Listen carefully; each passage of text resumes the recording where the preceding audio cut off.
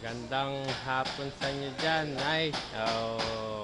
Kuya Owel, Lola, ito po ako sa Sabana ngayon at ito po ang natapos naming project dito sa Sabana. Ayan, napintahan na po namin ang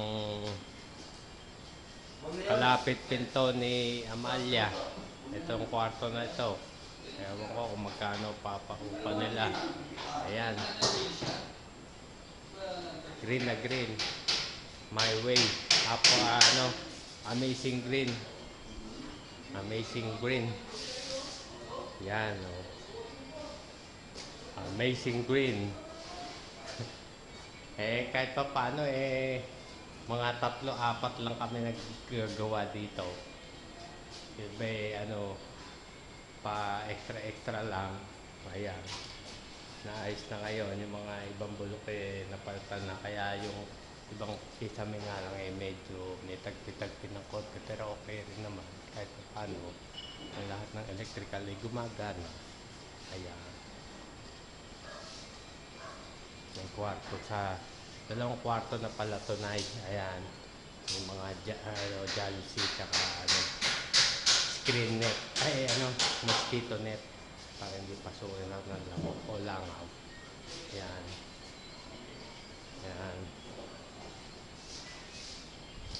Ayan. Ito yung kusina. Ayan ang kusina. Ayan. Ito si Ompong. Great.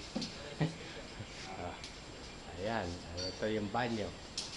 Yung banyo. Ayan. Napinturahan na rin ng kulay gibo. Gibo Teodoro for President. Apple green. Amazing green. My way. Whatever you call it is always green.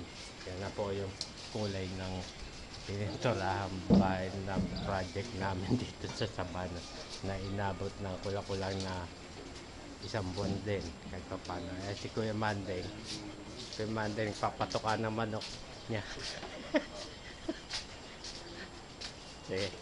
Ano lang ang nagagawa namin dito. Ayan. Yung mga natirang kahoy, ewan ko, panggatong siguro iba magagawa pang ibang appliances daw kung sakali. Kasi si Ompong maliligo na.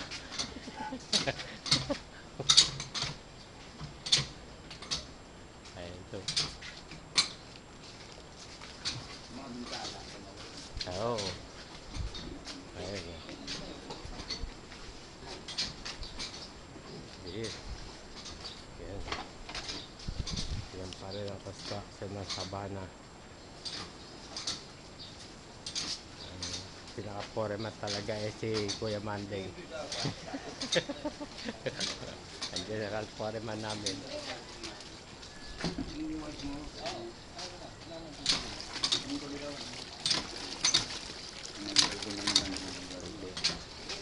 Ayan ang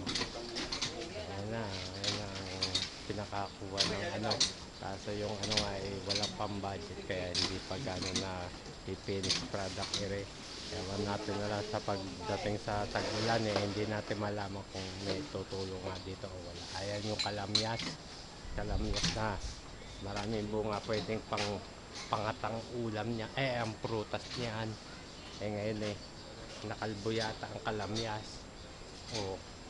Ayan. Ayun na. Paano, ingat na lang kayo dyan at happy Holy Week sa inyong lahat dyan. I love you all and we love you all. Bye bye.